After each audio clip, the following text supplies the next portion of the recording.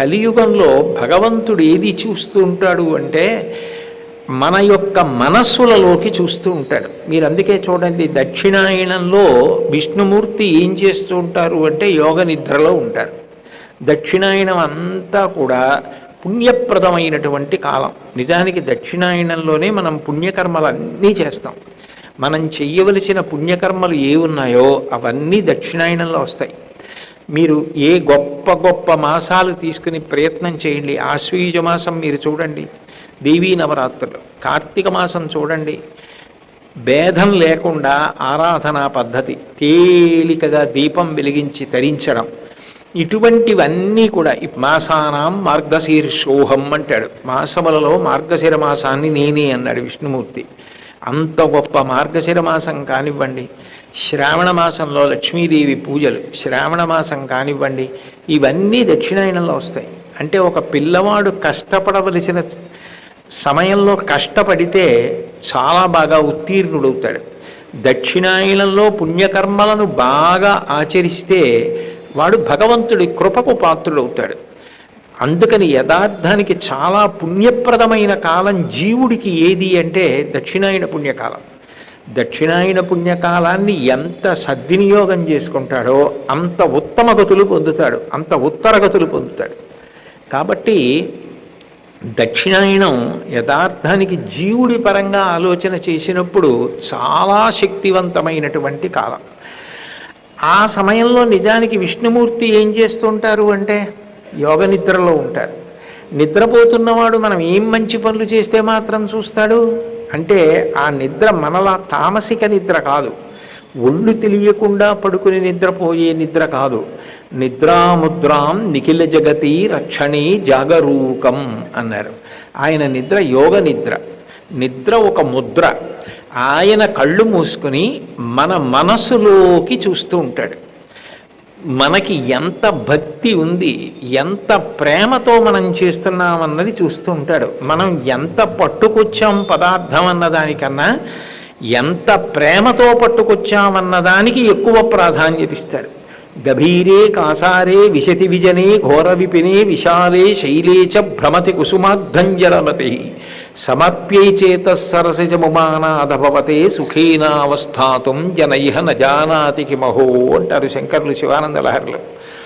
మనం ఏం పట్టుకొచ్చామన్న దానికన్నా మన మనసు ఆయన దగ్గర ఎంత పెట్టాం, ఎంత ప్రేమతో ఆయన గురించి ఆలోచిస్తున్నామన్న దానికే భగవంతుడు పెద్దపీట వేస్తాడు.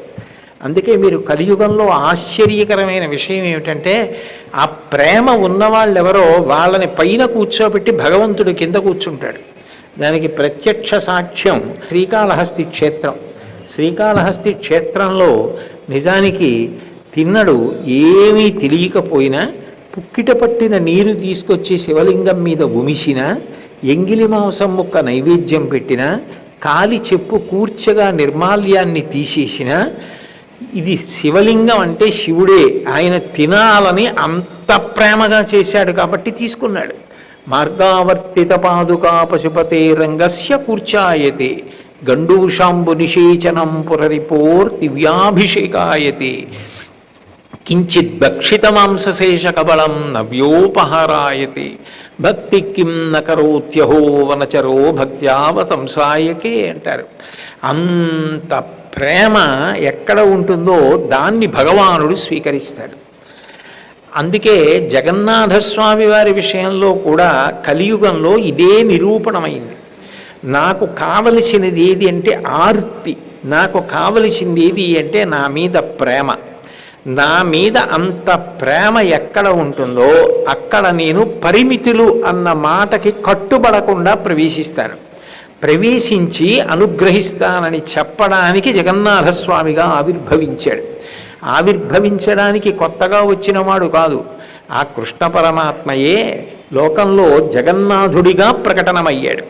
నిజానికి కృష్ణ పరమాత్మ యొక్క అవతారాన్ని పరిపూర్ణ అవతారం అంటారు. అంటే అన్ని అవతారముల యొక్క తేజస్సు ఎందులోకి వెళ్ళిపోతుందో దాన్ని పరిపూర్ణ అవతారం అంటారు.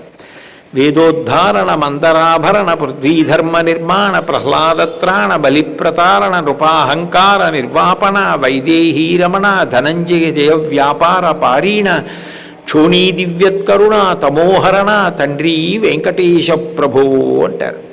అన్ని అవతారముల యొక్క తేజస్సు ఏ అవతారంలోకి వెళ్ళిపోయిందో దాన్ని పరిపూర్ణావతారం అంటారు. పరిపూర్ణావతారం కృష్ణ భగవానుడి యొక్క అవతారం. అటువంటి పరిపూర్ణావతారమైన కృష్ణావతారము యొక్క కొనసాగింపే యథార్థానికి జగన్నాథస్వామి అవతారం. అయితే అసలు నిజానికి జగన్నాథుడు ప్రకటనమైనది, పూజలు స్వీకరించినది ఎవరి దగ్గర అంటే ఆయన యందు అంత మిక్కిలి ప్రేమ భక్తి కలిగిన వాళ్ళకి ముందు ప్రకాశించాడు. ఒకానొకప్పుడు విశ్వావసు అని ఒక శబరనాయకుడు ఉండేవాడు. అంటే అరణ్యములలో తిరిగి ఆ అరణ్యములలో ఉండేటటువంటి కార్యకలాపముల మీద ఆధారపడి జీవనం సాగించేటటువంటి అమాయకులైనటువంటి వ్యక్తుల యొక్క సమూహం. దానికి నాయకుడు ఉండేవాడు. ఆయన పేరు విశ్వావసు. ఆ విశ్వావసుది విశేష భక్తి. భక్తి అన్న మాటకు అర్థం ఏమిటంటే ప్రేమ. ప్రేమ ఎప్పుడు ఏం కోరుతుంది అంటే వారు తినాలి, వారు తాగాలి, వారి కాళ్ళు పట్టాలి, వారు సంతోషంగా ఉండాలి, వాళ్ళని చూడాలి. మీకు ప్రేమ బాగా ఉందనుకోండి, మీరు చూడకుండా ఉండలేరు. అందుకే శుద్ధమైన ప్రేమ ఎక్కడుంటుందో అది కేవలము ఒక అవసరం తీరడాన్ని కాదు కోరేది, మనిషిని కోరుతుంది. అది మీరు చూడండి, చంటి పిల్ల ఉందనుకోండి, యువతల మేడ మీద మేనత్త పిల్లని ఎత్తుకుని ఏదో గోరు ముద్దలు పెడుతోంది అనుకోండి, వాడు తినకుండా అమ్మ కావాలని ఏడుస్తున్నాడు. ఎదురుగుండా ఉన్న మేడ మీద అమ్మ పేరంటానికి వెళ్ళింది. అదిగోరా మీ అమ్మ అక్కడే ఉంది, పేరంటంలో ఉంది, పిలిస్తే పలుకుతుంది అమ్మ అని, ఏడవకో అన్నం తిను అంది అత్త. వాడు తినడం, వాడు ఆ అమ్మ కావాలంటాడు. వాడికి అన్నం కాదు కావలసింది, అంత ఆకలిస్తున్నా వాడికి ఏం కావాలంటే అమ్మని చూడాలి, అమ్మ ఎత్తుకోవాలి, అమ్మ స్పర్శ తగలాలి, అమ్మ పెట్టిన అన్నం వాడు తినాలి. వీడి ఏడుపు తట్టుకోలేక అమ్మ పరిగెత్తుకొస్తుంది. ఎందుకురా అంత ఏడుస్తున్నామని పిల్లాడిని ఎత్తుకుంటుంది. వెంటనే వాడు ఏడుపు మానేసి 4 విక్కిళ్ళు విక్కేసి అప్పుడు అమ్మ పెట్టిన గోరుముద్దలు పెద్ద పెద్ద నవ్వులు నవ్వుతూ తినేస్తాడు. అంటే ఎక్కడ ప్రేమ ఉందో అక్కడ ఆకలి తీరడానికి అన్నం అదిగో అమ్మ అంటే అమ్మని చూడడం కుదరదు. ఆ వయస్సులో పరిపూర్ణమైన ప్రేమ తప్ప ఇంకొకటి ఉండదు ఆ పసితనంలో. బట్ అమ్మని కోరుకుంటాడు, అమ్మని చూడాలి, అమ్మ ముట్టుకోవాలి, అమ్మ ఎత్తుకోవాలి, అప్పుడే నేను తింటానంటాడు. భగవంతుడికి కావలసినది ఆ పసితనం, ఆ ప్రేమ. ఆ ప్రేమ ఎక్కడుంటుందో అక్కడ పెట్టకుండా ఉండలేరు. నేను పెట్టాలి, నువ్వు తినాలి, నేను నీ కాళ్ళు ఒత్తాలి, నేను నీ సేవ చెయ్యాలి, నేను నీ పాదాల మీద పువ్వులు వెయ్యాలి, నాకు నా కొడుకు కనపడినట్టు, నా తల్లి కనపడినట్టు, నా తండ్రి కనపడినట్టు, నా కుటుంబ సభ్యులు కనపడినట్టు నువ్వు నాకు కనపడాలి అని ఆర్తి చెందిన వాళ్ళు ఉంటారే, వాళ్ళు ఎవరన్నది భగవంతుడికి అనవసరం. వాడు చదువుకున్నవాడా, డబ్బున్నవాడా, విద్వాంసుడా, ఇవన్నీ ఈశ్వరుడు చూడడు. వటుర్వా గేహీవా యతిరపి జటీవా తదితరో నరోవా యక్కశ్చిత్ భవతు భవ కింతేన భవతి యదీయం హృత్పద్భం యది భవదధీనం పశుపతేః తదీయస్త్వం శంభో భవసి భవ భారంచ వహసి. అది ఎవరు ఈశ్వరుడికి అక్కర్లేదు. నరుడా, దేవత, పర్వతమా, పురుగా, పక్ష, ఇవన్నీ ఆయన చూడడం. ఏనుగు, పాము, సాలెపురుగు ఆయన్ని ఆరాధించే భక్తితో. అవి జంతువులని ఆయన చూడలేదు, వాటిని ఐక్యం చేసుకున్నాడు. ఏ వేదంబు పఠించ లూత భుజగంబే శాస్త్రములు సూచే, అవన్నీ ఆయన చూస్తాడా? అవన్నీ చూడడు. ఆయనకి కావలసింది కేవలం భక్తి. అందుకే ఆయన మొట్టమొదట శ్రీకృష్ణ పరమాత్మ యొక్క అవతార కొనసాగింపుగా, ఎందుకనంటే శంకర భగవత్పాదులు సాక్షాత్తు కృష్ణుడే జగన్నాథుడని నిర్ధారించి మాట్లాడారు కనుక, అవతారము యొక్క కొనసాగింపుగా మొట్టమొదట ప్రకటనమైనది ఎవరికి అంటే ఒక శబర అధిపతి అయినటువంటి విశ్వావసు అనబడేటటువంటి వ్యక్తికి ఆయన దర్శనమిచ్చాడు. ఎంత జాగ్రత్తగా చూసుకున్నాడంటే అసలు ఎవరికంటా పడకుండా తీసుకెళ్ళి ఎక్కడో ఒక పర్వత గుహలో ఒక సెలయేటి దగ్గర నీలమాధవుడు అన్న పేరుతో ఉన్నటువంటి ఆ భగవత్ స్వరూపాన్ని పరమపదిలంగా దాచుకున్నాడు. మీరు చూడండి, లోకంలో అన్నిటికన్నా అపూర్వమైనది ఏది ఉంటుందో దాన్ని జాగ్రత్తగా దాస్తారు. మనం ఇంట్లో అన్నిటికన్నా ఇది చాలా విలువైనది అన్నది ఏది ఉంటుందో దాన్నే తీసుకెళ్ళి చాలా చాలా జాగ్రత్తగా దాచుకుంటాం. ఇది అంత విలువైనది ఏం కాదు అనుకున్నది ఏది ఉంటుందో దాన్ని వీధిలో కూడా వదిలేస్తాం.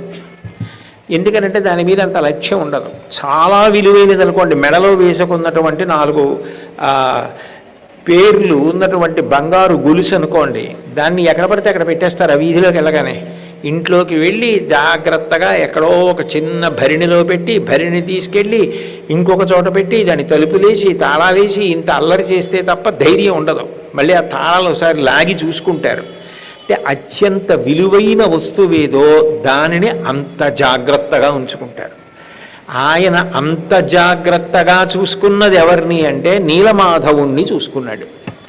ఎక్కడో ఒక పర్వత గుహలో ఆయనని ఉంచుకుని ఆయనకి పూజ చేస్తూ, ఆయనకి నైవేద్యం పెడుతూ, ఆయన సేవ చేస్తూ, నాకింతకన్నా ఏం కావాలి, ఈయన నలుగురికి తెలిసిపోతే, ఈయన ఇక్కడున్నాడని తెలిస్తే, అందరూ ఆయన్ని చూడడానికి వచ్చేస్తే ఈయనకి ఊపిరి ఆడుతుందో ఆడదో, ఈయన ఎంత క్లేశపడిపోతాడో, అంతమంది వచ్చేస్తే అంతమంది గాలి, అంతమంది మించి వచ్చేటటువంటి సూక్ష్మక్రిములు అన్నీ స్వామి కోమలమైన శరీరానికి తగిలితే ఎక్కడ సొక్కిపోతాడో అని బెంగ పెట్టేసుకుని ఎవరికీ కనపడకుండా చిట్ట చివరికి తనకి అత్యంత ముఖ్యులైన అంత్యవాసులకు కూడా ఆయన అక్కడ ఉన్నారని తెలియకుండా జాగ్రత్త పడి అత్యంత ప్రధానులైన వాళ్లతో మాత్రమే ఆ గుహలోకి వెళ్ళి ఆ నీలమాధవ సేవ చేస్తుండేవాడు. ఆయన ప్రేమ చూశాడు భగవంతుడు. ఇది కదా ప్రేమ అంటే. నేనెవరిని? జగద్రక్షకుణ్ణి, జగన్నాథుణ్ణి, జగత్తునంతటినీ నేను కాపాడగలను. ఈయనేమనుకుంటున్నాడు? నన్ను ఈయన కాపాడగలను అనుకుంటున్నాడు. నాకు ఎక్కడైనా ఇబ్బంది వస్తుందేమో, రాకుండా నేను కాపాడుకోవాలని ఈయన తాపత్రయపడుతున్నాడు. ఎంత మధుర భక్తి! కృష్ణావతారంలో పూతనా సంహారం జరిగిపోయిన తర్వాత పూతన శరీరం మీద కృష్ణుడు ఆడుకుంటుంటే కృష్ణుడికి ఏ ఆపద వచ్చిందో అని గోపికలు వచ్చి దృష్టి తీసినట్టు ఎక్కడ నీలమాధవుడికి ఇబ్బంది వస్తుందోనని ఆ శబరప్రభు అయినటువంటి ఆ విశ్వావసు అంత జాగ్రత్తగా కాపాడుకుంటూ ఉండేవాడు. అదే సమయంలో మాళవ దేశాన్ని అంతటినీ కూడా పరిపాలిస్తున్నటువంటి భూపతి ఇంద్రద్యుమ్నుడు. ఇంద్రద్యుమ్నుడు అన్న ప్రభువు విశాల హృదయం కలిగినవాడు, చాలా భక్తి కలిగినవాడు. కానీ ఆయనకి కూడా మనసులో భగవంతుణ్ణి సాకారంగా కరచరణాదులతో కదులుతుండగా చూడాలని కోరిక. ఆయనది ఉత్తమమైన కోరికే. కానీ నేను చూడలేకపోయాను. అలా చూసిన వారు ఎవరైనా ఉన్నారా? నిజంగా అలా చూసిన వారు ఎవరైనా ఉంటే వారు ఎంత ధన్యాత్ములో, ఎంత ప్రేమాస్పదులో భగవంతుని యందు. ఎంత ప్రేమ లేకపోతే భగవంతుడు వాళ్ళకి కనపడ్డాడు? కనపడి ఊరుకుంటాడా? వాళ్ళ సేవలు స్వీకరించి ఉంటాడు. కాబట్టి అట్లాంటి వాళ్ళు ఉంటే వాళ్ళు నిజానికి సత్కరింపబడవలసిన వాళ్ళు, వాళ్ళని నేను సత్కరించాలి అని భగవంతుణ్ణి ప్రత్యక్షంగా చూసిన వాళ్ళు ఎవరైనా రాజ్యమునందు ఉన్నారా? ఉంటే సత్కరిస్తానని ప్రకటన చేశాడు. ఎవ్వరూ ముందుకు రాలేదు. ఆయనకి తనివి తీరలేదు. ఎవరో ఉంటారు, ఉండకపోవడం ఉండదు. ఇంతమంది ప్రజలలో పరమ భాగవతోత్తముడైన వాడు, భగవంతుని సేవిస్తున్నవాడు, భగవంతుని ప్రత్యక్షంగా రోజు చూస్తున్నవాడు ఒకడు ఉంటాడు. ఆయనెవరో నాకు తెలియాలి. ఆయనెవరో నాకు తెలిస్తే నేను ఆయన పాదములు పట్టుకుంటే ఆయన నాకు భగవంతుడిని కూడా చూపించగలడు. ఎందుకంటే ఆయన మాట భగవంతుడు వింటాడు కాబట్టి అటువంటి వ్యక్తి ఎవరో పట్టుకొని తీసుకొచ్చి నా చేత సత్కారము పొందేటట్టు, ఆయన దర్శనము ద్వారా నేను భగవద్ దర్శనం పొందేటట్టు నాకు నువ్వు ఉపకారం చేసి పెట్టమని తన దగ్గర ఉన్నటువంటి మంత్రి, చాలా చతురుడు, తెలివైనవాడు, బాగా చదువుకున్నటువంటి వాడు, మంత్రాంగము తెలిసి ఉన్నటువంటి వాడు, బుద్ధి కుశలత కలిగిన వాడు, మేధావి, విద్యాపతి అనబడేటటువంటి మంత్రిని పిలిచి ఆ కర్తవ్యాన్ని అప్పచెప్పాడు. ఆయన రాజ్యం అంతటా మారువేషంలో తిరుగుతున్నాడు. నిజంగా అలా భగవంతుణ్ణి దర్శనం చేసినవాడు, ఏదో ఒకసారి దర్శనం చేశాను అయిపోయింది అని ఊరుకోరు కదా. నిజంగా అంత ప్రేమ ఉన్నవాడు నిరంతర దర్శనాన్ని కోరుతాడు. నిరంతర దర్శనాన్ని కోరినవాడు చూస్తూ ఊరుకోడు కదా, భగవంతుణ్ణి సేవిస్తాడు. అట్లా ఉన్నవాడు ఎవరు అని ఆయన అనుషంగికంగా ఇవన్నీ ఆలోచన చేసి అటువంటి ప్రదేశం కానీ అట్లా సేవిస్తున్నవాడు కానీ ఎవరైనా ఉన్నాడా అని వెతుకుతున్నాడు. వెతకగా వెతకగా వెతకగా వెతకగా ఆయనకి విశ్వావసు యొక్క ఉనికి తెలిసింది. ఆయన ఎక్కడో ఒక పర్వత గుహలో నీలమాధవుడన్న పేరుతో సాక్షాత్ పరిపూర్ణావతారమైన కృష్ణుణ్ణి జగన్నాథుడిగా సేవిస్తున్నట్ట. కాబట్టి నేను ఆయన్ని పట్టుకోవాలని వెళ్ళాడు. ఎంతో ప్రేమతో ఎంతో భక్తితో నేను మంత్రిని అని చెప్పకుండా సామాన్యమైనటువంటి వ్యక్తిలా ఆయన దగ్గర చేరి ఆయన సహృదయాన్ని సంపాదించుకున్నాడు. కానీ ఆయన వెళ్ళేవాడు పర్వత గుహకి, నీలమాధవుణ్ణి సేవించేవాడు, తిరిగి వచ్చేవాడు విశ్వావసు. ఎంత ప్రేమ సంపాదించుకున్నా విద్యాపతిని మాత్రం ఎప్పుడూ తనతో రమ్మని పిలవలేదు. ఎందుకు పిలవలేదంటే దానికి ఒక్కటే కారణం, ఆ ప్రేమ అట్లాంటిది. ఏమో ఎవరిని నమ్మి నేను మోసపోయినా పర్వాలేదు, కానీ నా స్వామికి ఆపద రాకూడదు. వీళ్ళందరినీ తీసుకెళ్తే ఎంత ఇబ్బంది పెడతారో, ఏం కోరికలు కోరుతారో, ఆయనకి ఎక్కడ ఇబ్బంది కలుగుతుందో, నువ్వు ఇలా అందరినీ తీసుకొస్తున్నావు, నాకు చాలా ఇబ్బందిగా ఉంది, నేను ఇక్కడ ఉండలేనయ్యా అని వెళ్ళిపోతే స్వామి దక్కకుండా పోతాడు. అందుకని చెప్పి నేను ఎవరినీ తీసుకెళ్ళను అని ఆయన ఎవరినీ తీసుకెళ్ళేవాడు కాదు. అది స్వార్థం కాదు, స్వామికి అసౌకర్యం కలగకూడదనేటటువంటి ఒక పిచ్చి ప్రేమ. అంతటి ప్రేమైకమూర్తి ఆ విశ్వావసు. ఎట్లా విశ్వావసు దగ్గర ఒక అధికారం సంపాదించుకోవాలి, నాకు ఎట్లాగైనా నువ్వు పూజ చేసే ఆ నీలమాధవుడి దర్శనం నాకు చేయించు అని నేను అడగాలంటే అడగడానికి కావలసినంత చొరవ నేను నీకు చూపించలేదని విశ్వావసు అనలేనంత దగ్గరితనం ఏర్పడాలి. ఏం చెయ్యాలని ఆలోచించాడు. ఎటు విశ్వావసు దగ్గర మంచి పేరు తెచ్చుకున్నాడు. ఆయనకు ఒక కుమార్తె ఉంది లలిత అని, ఆమెని వివాహం చేసుకున్నాడు. ఇప్పుడు విశ్వావసుకి అల్లుడయ్యాడు. అల్లుడై చాలా కాలం విశ్వావసు దగ్గర ఉండి, మామయ్య గారు మీరు ప్రతిరోజు కూడా పర్వత గుహకి వెళ్ళి భగవంతుణ్ణి సేవించి వస్తూ ఉంటారని నాకు నా భార్య ద్వారా తెలిసింది, నన్ను ఒక్కసారి తీసుకెళ్ళి భగవంతుని యొక్క దర్శనం చేయించండి అని అడిగాడు. కూతురు కాపరం, అల్లుడు ఎంతటి విశ్వావసైనా, పైగా ప్రవర్తన చేత చాలా మంచివాడు, ఏమీ కోరికలు కోరేవాడిలా కనపట్టలేదు. తన కూతుర్ని వివాహం చేసుకున్నాడు, ఇంత నిస్వార్థంగా ఉంటున్నాడు, కాబట్టి తీసుకెడితే పర్వాలేదులే అని తీసుకెడతాను. కానీ నేను ఒకసారి తీసుకెళ్ళిన తరువాత నువ్వు అదే పనిగా వెళ్ళవని నాకేమిటి నమ్మకం? ఇవాళ నీకు ఏ అవసరం లేదు, నీకు మనసులో ఏ కోరిక లేదు, కానీ రేపు పుట్టదని నమ్మకం ఏమిటి? ఇవాళ కోరిక లేదు, రేపు కొడుకు పుట్టాలని కోరిక పుట్టచ్చు, ఓ కూతురు పుట్టాలని కోరిక పుట్టచ్చు, ఆ కొడుకు మహావిద్వాంసుడు కావాలని కోరిక పుట్టచ్చు. అప్పుడు ఆయన అక్కడ ఉన్నాడు కాబట్టి అక్కడికి వెళ్ళి అడిగితే నీకు ఇప్పుడైతే నీకేమిటి? నీ మనసులో ఏ కోరికలు లేవు, భగవద్ దర్శనం ఒకటే కావాలి. కాబట్టి నీకు ఒక్కసారే ఆ నీలమాధవ దర్శనం చేయిస్తాను. కానీ నువ్వు నేను కలిసి వెడుతున్నప్పుడు నీకు ఆ పర్వత గుహ జ్ఞాపకం లేకుండా చెయ్యడం కోసం నీ కళ్ళకి గంతలు కడతాను, నిన్ను నాతో తీసుకెడతాను, నువ్వు పర్వత గుహలో ఉన్నటువంటి నీలమాధవ దర్శనం చేసుకుని నాతో పాటు వెనక్కి వచ్చేద్దు. కానీ భగవద్ దర్శనం అవుతున్నప్పుడు కళ్ళకి ఉన్న బట్టలు విప్పుతానన్నాడు. అంటే మీరు ఆలోచన చెయ్యండి, భగవద్ దర్శనం అనేది భగవంతుడు ఇవ్వాలి. కానీ ఈయనకి ఎంత ప్రేమ అంటే భగవంతుడు అంటే నేను దర్శనం చేయిస్తాను, కానీ మళ్ళీ మళ్ళీ నువ్వు వెళ్ళడానికి అవకాశం లేకుండా నీ కళ్ళకి గంతలు కట్టేస్తానన్నాడు. అల్లుడైనా సరే, మంత్రిని తెలియదు, కళ్ళకి గుడ్డలు కట్టాడు, తీసుకెడుతున్నాడు. ఆ మంత్రి కోరిక ఏమిటి? తన ప్రభువుకి దర్శనం చేయించాలి, అందుకు వచ్చాడు, అందుకు ఇన్ని కష్టాలు పడుతున్నాడు.